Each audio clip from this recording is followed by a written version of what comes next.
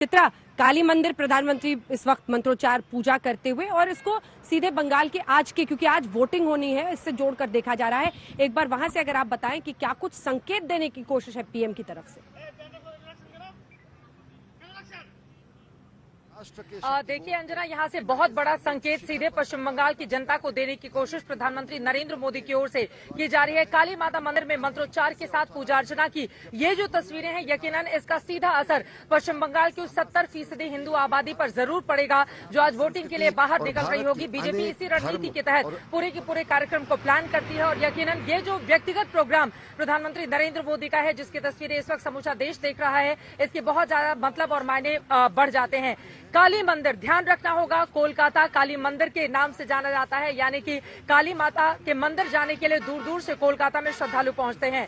कोलकाता का नाम भी इस तरह की मान्यता है कि काली माता की वजह से ही कोलकाता का नाम कोलकाता पड़ा था। और वहीं समूचे पश्चिम बंगाल में अगर हम देखें तो किस तरह से माता रानी की पूजा अर्चना की जाती है। और आज भी अगर मंदिर चुना गया है तो काली माता का ही मंदिर चुना गया है। जसोरेश्वरी देवी की ये तस्वीरें जो हमारे तमाम दर्शक इस वक्त देख रहे हैं टीवी स्क्रीन पर, प्रधानमंत्री नरेंद्र मोदी जहां पर पूजा अर्चना कर रहे हैं और चंडी पाठ, यानी कि ममता बनर्जी भी काली माता की आराधना करते हुए चंडी पाठ करती हुई नंदीग्राम में अपनी पहली ही चुनावी रैली में नजर आई थी। और सब कोई हैरान रह गया था कि ममता बनर्जी को जब 10 सालों के कामकाज का हिसाब देना है तो वो यहाँ पर चंडी पाठ क्यों कर रही हैं। लेकिन यकीनन भारतीय जनता पार्टी ने एस्कॉर्ट पर लाने पर उन्हें विवश कर दिया था और इसी वजह से ममता बनर्जी भी हिंदुत्व की राह पर आगे बढ़ती भी। बिल्कुल, आपके पास हम लौटेंगे। एक बार ये तस्वीरें जरा दिखाइए। प्रधानमंत्री नरेंद्र मोदी पूजा के बाद बाहर निकल रहे हैं और फिर वहां पर तमाम लोगों के साथ जो अपने अपने तरीके से और जो पारंपरिक वेशभूषा है, महिलाएं उनके साथ पीछे मौजूद है, उन सब के साथ उनकी तस्वीर इस वक्त हो रही है। देखिए, माँ काली मंदिर है और माँ काली का अगर आप पूरे बंगाल में, पश्चिम बंगाल, बांग्लादेश में भी आप देख ही रहे हैं, जबरदस्त श्रद्धा है, आस्था है, विश्वास है।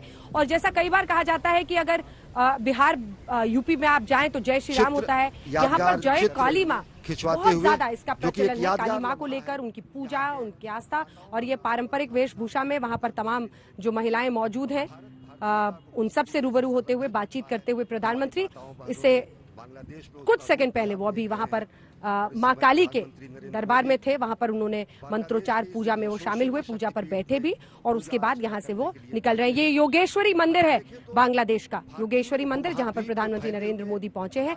और इसके बाद जो उनका पूरा कार्यक्रम है, आप देखिए, मतुआ समाज के जो लोग वहां पर भी हैं उन सब से आज उनका मिलना है। वहां पर जो उनका मंदिर है वहां पर भी वो जाने वाले हैं।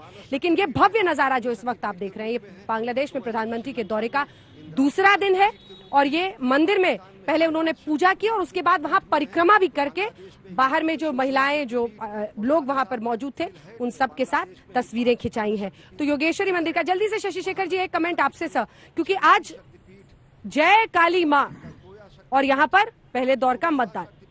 शशि जी, मुझे एक श्लोक याद आ रहा था, या देवी सर्वभूतेषु शक्ति रूपेण संस्था नमस्तस्यै नमस्तस्यै नमस्तस्यै नमः नमः। तो आज जब शक्ति का एक संग्राम हो रहा है लोकतांत्रिक, उस समय देश के सर्वोच्च नेता ने मतुआ संप्रदाय और सारे हिंदुओं को एक मैसेज दे दिया वहां से। नरेंद्र मोदी एक ऐसे नेता है जो अपनी धार्मिक आस्था को कभी छुपाते नहीं। आप याद करें, जब एमपी का इलेक्शन हो रहा था तो वो केदारनाथ की एक गुफा में बैठे हुए थे। उससे पहले बिहार के चुनाव में वो बंगाल के वो नेपाल के मंदिरों में दर्शन कर रहे थे।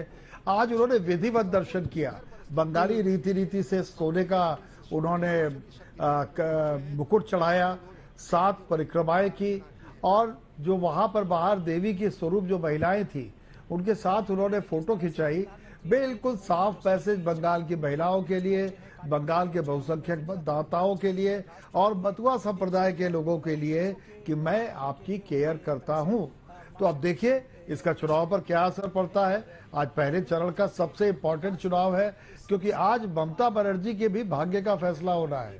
यदि आज ममता जी दीदी जीत गई तो बहुत सी चीजें हो जाएंगी। तो मुझे ऐसा लगता है कि और एक बात और है जना, जो पहला दौर होता है वहां से एक हवा बहनी शुरू होती है।